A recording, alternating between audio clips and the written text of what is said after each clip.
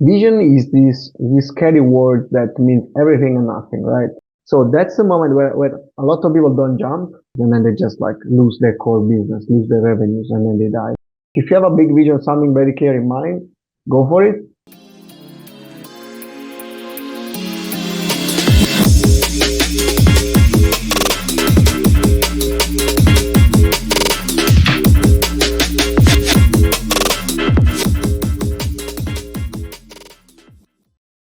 Hi, I'm Lubov, and we are in the podcast Building Digital Products, where we speak about the latest technology that can boost your business here and now. And today's guest is Gabriele Musella. He is a design-driven entrepreneur, CEO and co-founder of CoinRule, a digital trading platform. His many businesses were backed by Y Combinator, startup accelerator.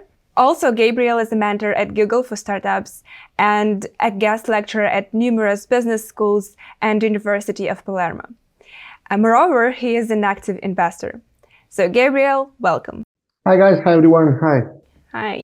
Happy to be here. So, when I was preparing for the podcast, I have looked through your past interviews, and you mentioned once that startup founders must conduct thorough research and define a product market fit before planning and executing. So it's an interesting fact. You have established many successful startups that received various fundings. And with your successful experience, what do you consider to be the most critical quality for you for such a success? Well, there is one big topic that is formulating the space of the question. So when you are creating any new venture, any new product, anything that add value to a specific segment of customers, you have always to formulate your question very well, right? And the way you do it. It's actually by taking specific user needs and applying them applying to them a specific lens that magnifies that specific problem and go into the details to understand what's actually the mean to do extensive research, qualitative and quantitative. And then after that to understand like what is that is probably the most urgent in terms of timing, in a specific market. So having that extensive research before starting any venture, any business, any single product, it's very important. At CoinRule, for example, we use one framework that we call DDDT. That means the discover, define, design, and test, and we apply that a different granularity in our process. By doing, without doing these three, 4 steps that can last 1 week, you can do that in using the Google Design Sprint format, for example. But without doing those steps, we never start any single even features. We never even think about like any feature without this framework. And then there's like a second step that's also extremely important. That is like prioritization, right? So extreme prioritization, it's very important. And in that matter, you need to have someone that is really strict about what gets implemented because it has been validated by the users. And there has to be constantly like fighting against all the ideas, all the the creativity that comes up after something has been validated. So creativity in this process, in the last part of prioritization, has no role. But it's very difficult to kind of switch your mindset from the beginning where you need to actually, gather all the user needs, understanding what they want, and you have the question, and then actually solutionizing. You need a lot of creativity, a lot of information, a lot of, design thinking.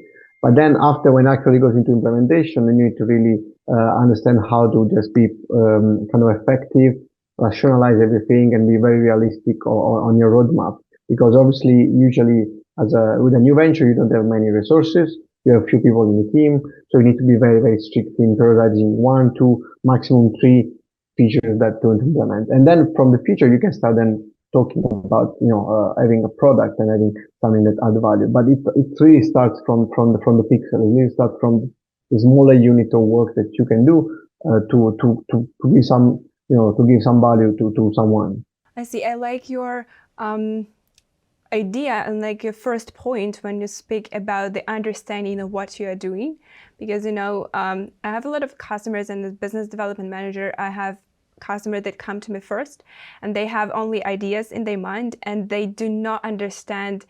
They do not have a clear vision of what they are about to create. They have a lot of the ideas, but they do not understand the process and what to prioritize, as you said, some valuable things. They did not know how the process looks like, actually. So thank you for your answer. And moving to the next question, as I said, that sometimes customers go to us without a clear vision and only an idea in their mind. And of course, our business analysts take care of the rest of the process and assist them to make a clear vision and to build a technical realization of their product. You, as a mentor for early stage startups at Google on product and UX, you help founders understand their customers and define a product strategy based on user core. So what recommendations do you have for founders to develop their clear and initial product vision? Vision is this scary word that means everything and nothing, right? Having a vision. Having a vision is something that scares off a lot of new entrepreneurs because it's really something that gets defined as you go, right? In the process, in the company. It's a mix of culture of the company. It's a mix of where do you see the company going. It's a mixture of like what is your product, what is the market, what does the future look like, and also what is the trend on the market, because every 6 months there's a cycle where a new keyword comes up, a new buzzword comes up, everyone gets excited about something, and you then compare your vision or what you had in mind with what's going on in the market, and you adapt it step by step, right? With these new keywords. There's been artificial intelligence, ChatGPT. There was 10 years ago there was UX, there was customer experience. There are a lot of buzzwords. But I would say, first of all, take your time to actually understand who you are and where do you want to go. First of all, with your life, with your profession, with your career, or if you're a company spinning off a new project, just understand what the company wants to do, where is the good market for them. And then from that, you can slowly build a vision, and you can find what I call the founder market fit, right? It's not just about product market fit, also the founder joining that market, knowing that you need to be in that market for 10 years, because, building a company takes time. It starts with a small project, and then all of a sudden, after a few months, 1 year, you find yourself in a journey that is like 10 years long. So you need to find something that you love. And then once you find something that you love, then you can start trying to envision, to visualize what the future is going to look like in that space, having some beliefs that are the foundation of your vision. And then I would say choose the minimum viable vision, something that makes sense for you, something that you can see, there are a lot of signals around. You can validate some of them, but then start building on that, because the vision also evolves. Obviously, if you have a big one, go for it, but slice it down to small pieces that you can then implement, right? Because sometimes the second reason why startup fails, it's basically they scale up too fast, right? The first one is founder not getting along, having different ideas on things. The first one. The second one is actually let's go in this market, let's build this other product, and then they just cannot maintain, manage, implement things and iterate on things, and then they just lose their core business, lose their revenues, and then they die, right? So I would say in terms of vision, if you have a big vision, something very clear in mind, go for it.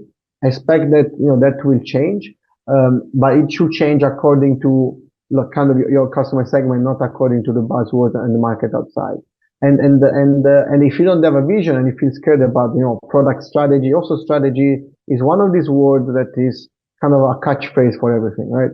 So strategy means everything and nothing. It means how do we do things in a way that is profitable for our company, in a way that makes sense for our production process, in a way that makes sense for our culture, our values in the company. But it's really something that almost gets created along the way. And actually it's affected by your decisions, right? So you think in a strategic way, but strategy in itself doesn't exist because the strategy evolves. So by thinking strategically, you create your strategy, right? And by thinking strategically according to your values. So I would say like vision and strategy, these are some that you every day you kind of build on, but that they don't need to be solidified, one day and then you just follow that plan because plan changes, especially nowadays. The culture of extreme programming, agile. There's always an evolving process. You just need to understand what outcome you want to have in that specific time, and also how to iterate to adapt to the time.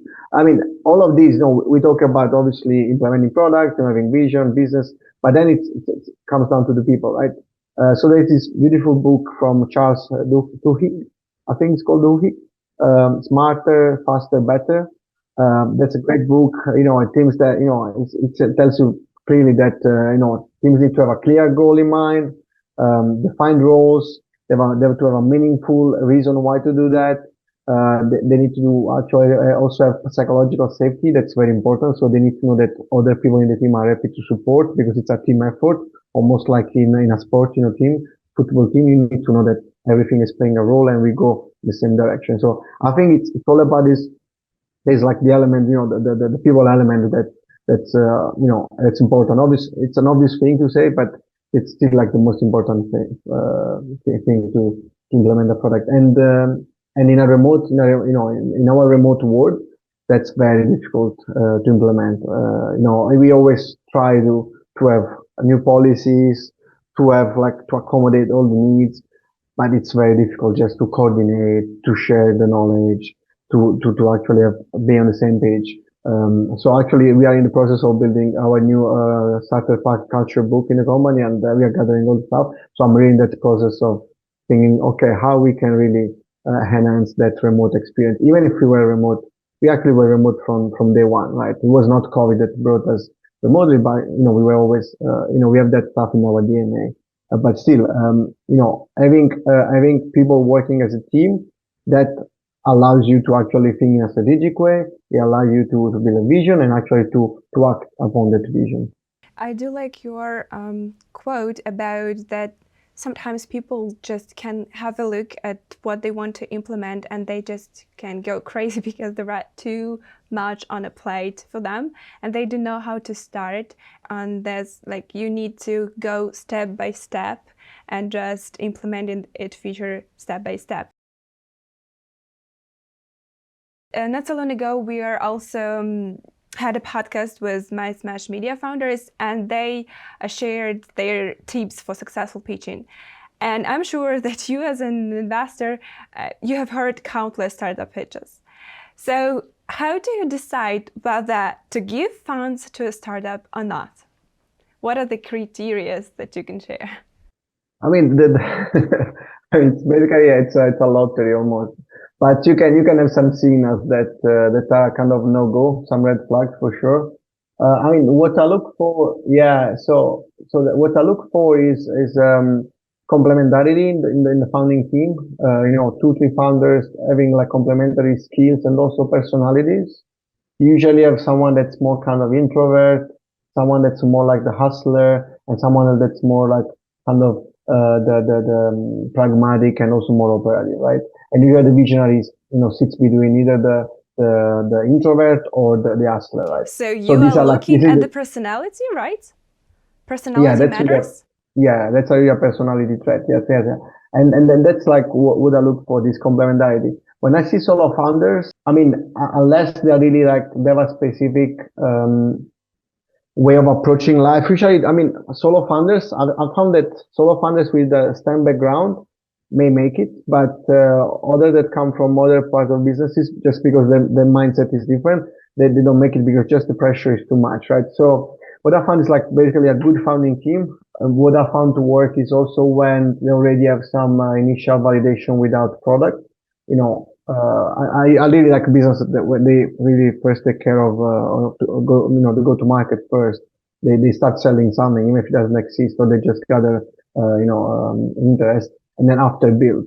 And then on the other side, you can see a lot of good programmers. They just start building products, spending days and months without having any really idea of the business, how they're going to monetize it.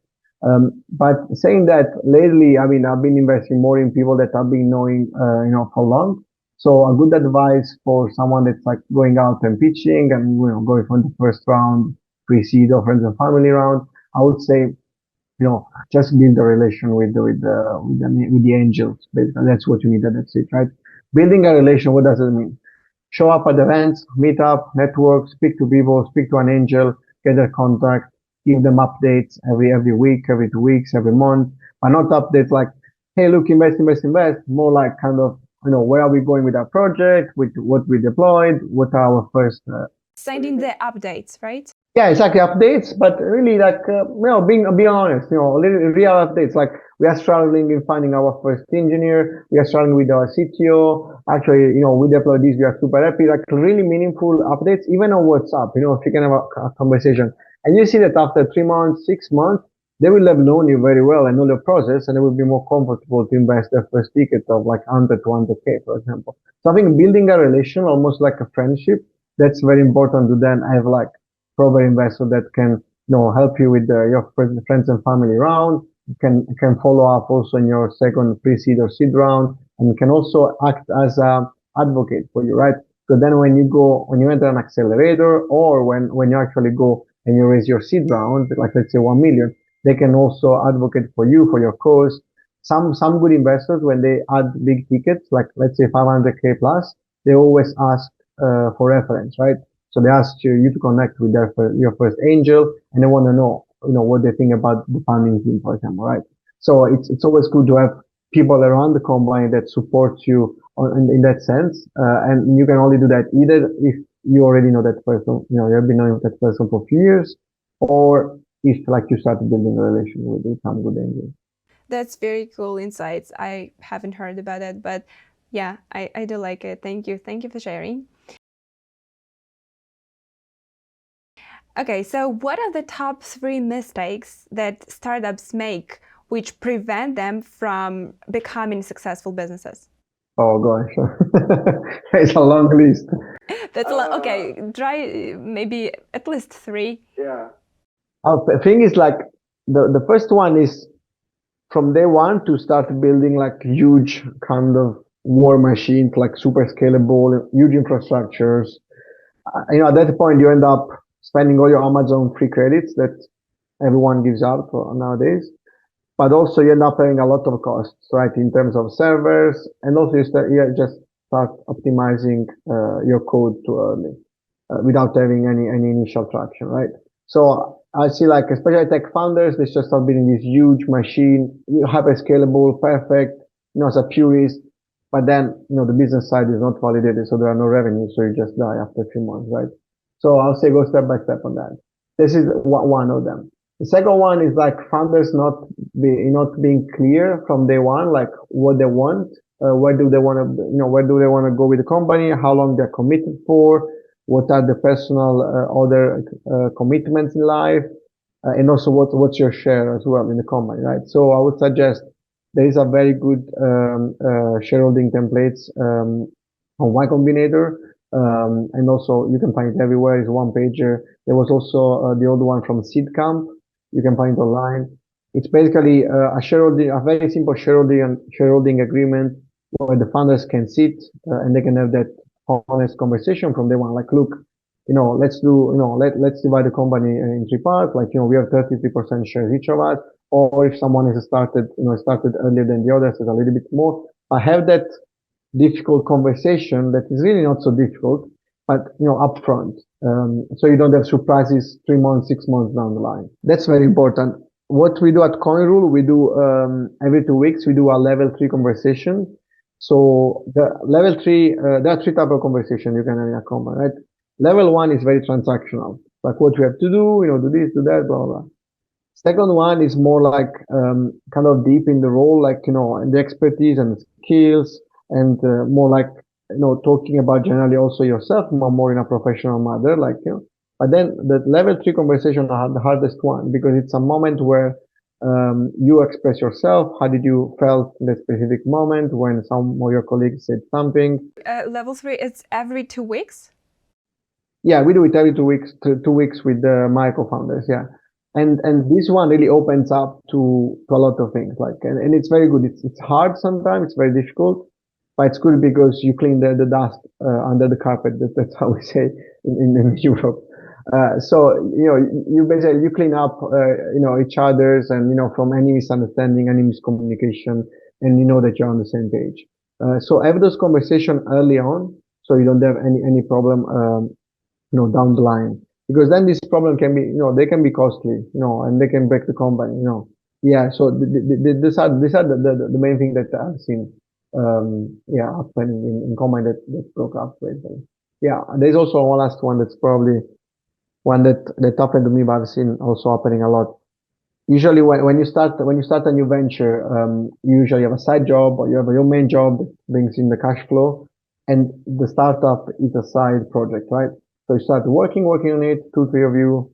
After 6 months, where you think you have something meaningful, and you have set up your company, you have a little bit of admin done, then there is a point where actually the product needs proper care, and some of you need to go full time, or you all need to go full time, but you still don't have that fractional revenue that can pay you at least a small salary to pay the bill, right? So that's the moment where a lot of people don't jump. So there's that moment where you can see the real founders and the people that are just playing to be entrepreneur. So at that moment, you need to be able and willing to jump into the dark for at least 6 months, 1 year, because you're going to be for 1 year without any income. And you need to be ready for that. You need to plan and prepare for that moment. Because then at that moment, if you don't jump, you really cannot bring the company forward, because they will be asking you meeting at any time of the day, and if you have a main job, you cannot attend those meetings. If you have to go and pitch, if you have to go and meet investors, so there's that specific moment. You start, it's all exciting, 6 months. Then you really need people to be full time on that, the two of you, and then you always find that one out of three doesn't jump and stays behind. And then if you have a good shareholder agreement with the vesting equities, with the cliff, then it's pretty clear that he goes away with specific terms, right? But if you don't have that mechanism in place, that's a difficult situation to manage. And yeah, for example, when we started our company, I asked straight away everyone, like, let's put down some budget in the bank account, so that, and all three put down money, so I knew that we were all serious about it. Sometimes that you need to sacrifice something, and as you said, jump into the dark and just decide to do it, and just do it. Yeah, and it's a calculated risk, right? I mean, if you have family, if you have kids, you can actually prepare for that moment. You can have some extra saving. You can avoid buying that car that you like, and you can prepare for that moment, that 1 year kind of salary that you're gonna have. But the first half of the year, probably 6 months, when you have your part-time job, for example, and you are about to build a startup, it's okay. Like first 6 months, try to combine it. It sounds funny, but when you start a company, then you need to have a few months to actually organize the operation, the admin, the accounting, all those things, and it takes time. It's better for you if you have a main job, the 9 to 5, and you keep having cash flow coming in, right? It makes no sense just to jump off and then start the company. All the vision part that you can think about, all the research, the first implementation of the product, you can do it as a side project. So let's talk a bit about you, because we were speaking about generally about startups and so on. I just want to make sure that we have described your personality. So speaking about design and in general UX, our company's tagline describes as a product-driven software design and development company, and we greatly emphasize design, and we have proved it with a red dot. So what's interesting that you describe yourself as a design-driven entrepreneur. So could you explain what that means? Why do you use these words to describe yourself? I mean, firstly, because I'm a designer by training, so all my life has been in the design field, bachelor, master, working with, many agencies, and, as a contractor always for banks, but always in a kind of UX design capacity. Secondly, because it's in our DNA, so usually you can find ourselves sketching on Figma all together in a meeting. So that's the standard meeting. You come in, three people like screen sharing with Figma, and then brainstorming idea like as we go. And that's something that's funny because now that we had to recruit finally a proper senior designer, one of the tests I do is like if you can actually co-design with the others together. Some designers don't like to do that. They're like, oh no, give me the requirements and go off and I prepare a good proper user journey with all the screens, all the annotation, all the interaction. And they feel like they don't feel confident to actually just throw stuff, sketch on the page, do quick and dirty. Because when you visualize, you actually see, you understand. And this is something that comes from design thinking. There's a lot of literature about that. But that's something that really, as a business, it's really coordinated in terms of communication. It's great. It's not just about verbal communication or like abstract communication that you can have in your mind, but it's also actually putting stuff black and white on a page and then brainstorm about it. And that's something that we continuously do. But then as a design driven, I also perceive design as a process, a whole process where you can shape the reality, the world we have. I mean, if you think about our day to day, everything you see around you, it's been designed by someone. And I don't mean like design just for design. I mean, everyone, can design things, can plan things, can really draw, sketch. Design is a process, right?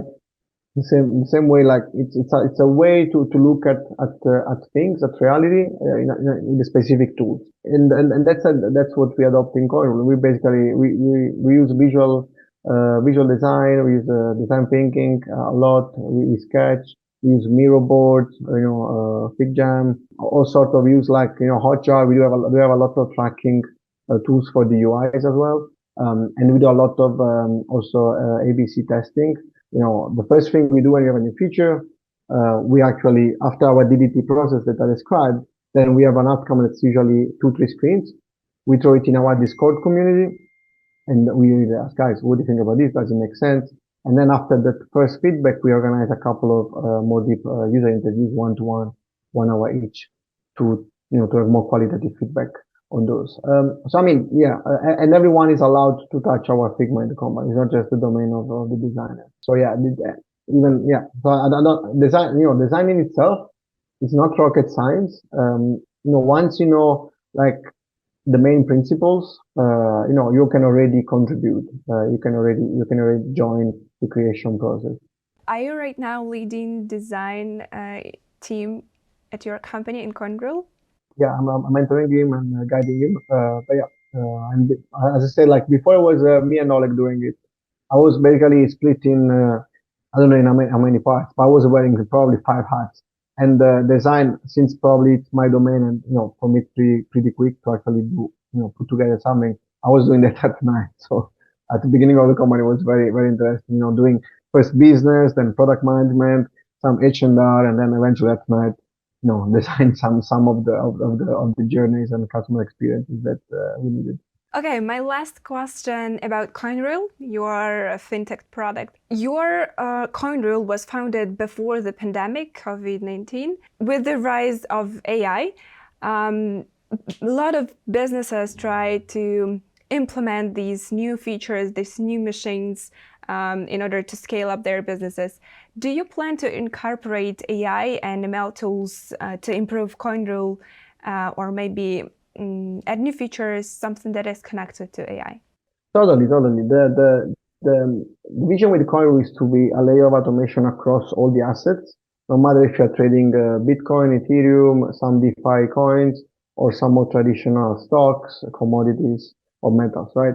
And in that idea, since we want to go more down to the market, more we are already retail, but we really want to catch the beginners in the trading space. We are exploring the autopilot functionalities. That's what we call it, and that implies that there is some scenarios being built by some machine learning mechanism that we have in the company. So it's already on the roadmap. Obviously, we are sitting on a lot of very good data, and the idea is to build a proper data engineering team around it that can really explore what are the common patterns in terms of automation strategies, and then in an ethical way to ask the user to share those to the other user and to actually have a share of revenue in place. We really believe that this can be done in an ethical way. We don't believe that the user is a product, like other companies, the companies do, like Robinhood, or that they give you the product for free, but then on the back end, they actually speculate on you because they actually make money in each order flow, right? So we really believe that the user should be in charge of his own data. And if you sell the strategy that you build, that you're profiting from, you need to also get some revenues from that, and you will be able to do that. So, machine learning is good. You can anonymize data. You can do several interpolation of the data, in order to make them flat and to have a clean data set that doesn't reference to any single person to be, compliant with all the GDPR policies. But finding the right mechanism to be ethical and also to make a business out of it is not trivial, right? But we want to do it for sure, and we're just waiting the right moment. So for now, obviously, implementing ChatGPT will be the easiest thing, them to be your assistant for trading, and it's something that can be done as an experiment. But the real deal is actually to see cyclically which strategies are actually protecting you for the volatility in the market. That will be something that we will be using in the future. So you are in the stage of exploring this opportunity and just... We have been exploring already quite a lot. I think it's just a matter of understanding where we can fit that in our roadmap, and also when is the time to actually build a proper data engineering team. Obviously, we have a lot of engineers, but we want to really be kind of building a proper data center with the warehouse and everything, and that takes time and focus. Okay, so it looks like all question was covered, and we left with a game, just a quick flash game where you can choose one of the options from two. So, flexible planning or strict planning? Flexible. Okay. Outsource or in-house team? In-house. Angel or seed rounds? Angels. Okay. Talking or working? It's an hard one. It should be like half and half because without talking you cannot really coordinate. But yeah, but between the two, I would say like working. The next one is my favorite because I know that you play tennis. So vegetarianism or tennis? Oh my God. Actually, I feel very guilty when I play tennis because, restringing the rackets, you throw away a lot of plastic and you use a lot of tennis balls. So I will go for vegetarianism. Okay. And the last one, to teach or to learn? Oh my God. Isn't it the same thing? I mean, because when I teach, I also learn and solidify my understanding. But I think learning is more important because that comes first. Yeah, okay. I do understand it because I also was a teacher some couple years ago, and yeah, I know that when you teach somebody you also learn. So Gabriel, thank you so much for taking time to join us on the Building Digital Product podcast by LinkUp Studio. We hope your insights will be beneficial to founders all around the world. Thank you so much. Thank you for having me. Thank you. Thanks for watching this video. Hit the likes and subscribe buttons in order to get future videos first.